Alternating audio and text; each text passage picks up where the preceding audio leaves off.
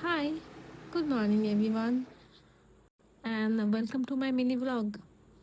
আচ্ছা, প্রথমে তোমাদেরকে সরি বলছি। আজকে আমার গলার অবস্থা ভীষণ খারাপ, ঠান্ডা লেগেছে, বুঝতেই পারছো, গলা বসে গেছে।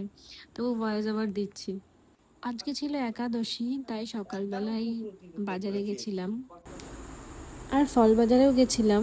কিন্তু আমাদের বাড়িতে সবার বক্তব্য হচ্ছে আমি বাজারে গেলে আমাকে নাকি সবাই ঠকিয়ে দেয়। এজন্য আমি এখান থেকে খুব একটা বেশি বাজার করি না। এর জন্য ফল আনতে দিয়েছিলাম মামাকে। একটা আনারস আনতে বলেছিলাম, মামা দুটো আনারস এনেছে। আর কিছু নেশপাতি এনেছিলাম, আর ঘরে আম আছে। বাস এই দিয়ে আজকে একাদশী পালন হবে। ও না না না, এর সাথে হবে হচ্ছে ডালি আর খিচুড়ি। তো চলো আজকে রান্নাটা সেরে নিই।